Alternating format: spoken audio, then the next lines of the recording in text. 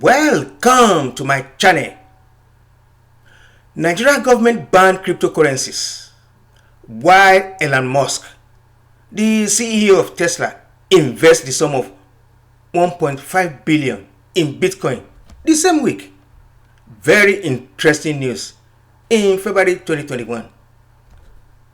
Question is, why did Nigerian Central Bank initiate the ban? What will happen to investors? And why did Tesla invest so much money in Bitcoin?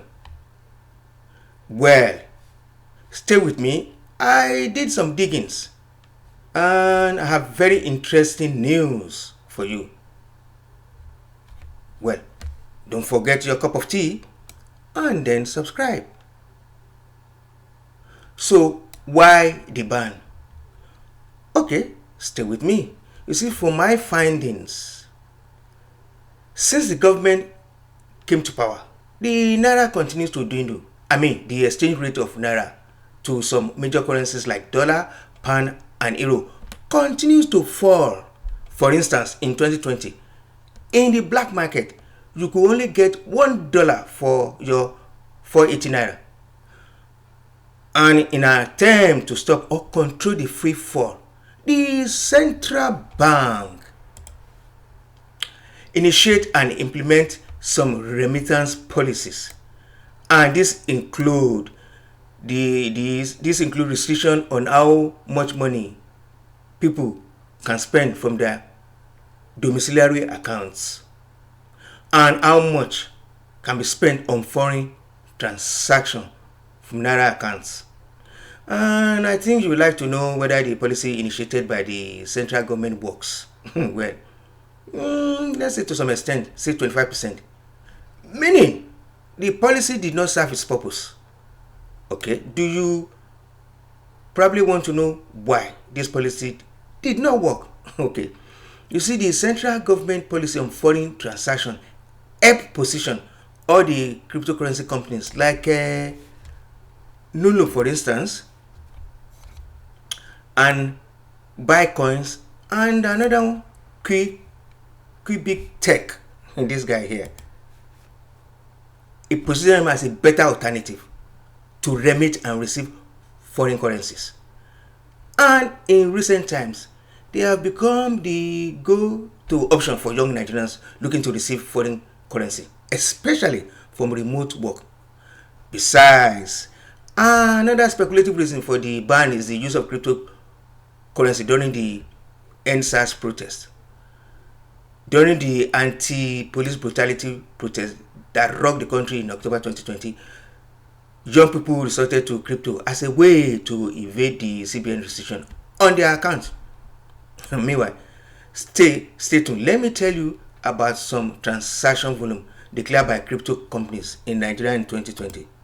You see, Shahub, I hope I pronounce it well, Bitcoins and Bisika, the total transaction volume was just above $400 million. Bundle announced that it recorded $23 million in November 2020 alone. Quidax was said to be averaging around, listen to this, $778,000 per day in November too. And then when other players like Yellow Card, Frostplay, Instant Coins, Britisha, and Redeem It are accounted for, the total transaction volume for 2020 is likely to be above $1.5 billion. Wow. So, what is the impact of the crypto ban on Nigerians and investors? Okay, well, let me say this. If and when the ban on cryptocurrency is enforced in Nigeria, what will happen? I will tell you. You see, it will prevent investors and Nigerians from being able to fund and withdraw from their accounts into crypto exchanges. Please note the word "from their account," meaning bank account. The question now is whether there's a way around it. The answer is yes. Stay with me. I will explain later in the video. Meanwhile, let me inform you about how the central bank proposed to ban or stop cryptocurrency transaction. Okay, listen to this. The Instruction in the circular prevent Deposit Money Bank (DMBS), non-financial institutions like Heritage and other financial institutions from dealing in cryptocurrencies or even facilitating payment for crypto exchanges. The CBN goes further to ask all regulatory bodies under it to identify person or entity transacting in crypto within their system and close their accounts. Okay, let me break it down further. You see, larger percentage of crypto exchange in Nigeria liaise with NBFI and OFI, which is the one I mentioned earlier, to transact with bank customers in Nigeria. And this partnership enable them to process debit card and direct transfer or transaction, if you like. Okay, here's the problem. Based on the recent central bank instructions, the companies mentioned would and cannot continue to provide those services. Okay, question now is whether there is a way around it. Well, and what is the future of cryptocurrency? Okay, we're getting there. Okay, let me stress this. No government of any country has a power to ban cryptocurrency.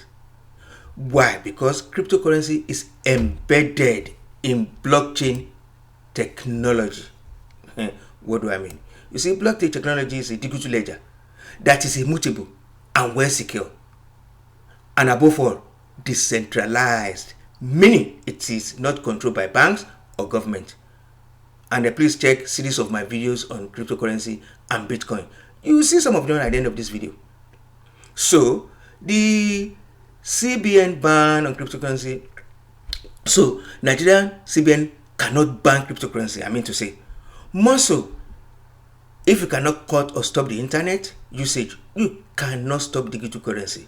That is a fact.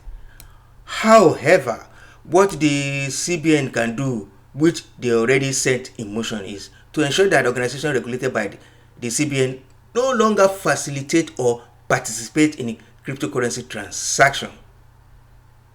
Okay, now, the solution for most Nigerians, better alternative, is to employ the strategy of peer-to-peer transaction. And I think you want to know how. Okay, wait, let me tell you. You see, more so, ownership of cryptocurrency is not criminal offense in the nation. That is established. Okay. How the peer-to-peer does it work? Okay. A likely scenario is one where user A holds their cryptocurrency in escrow. Let me explain what is escrow.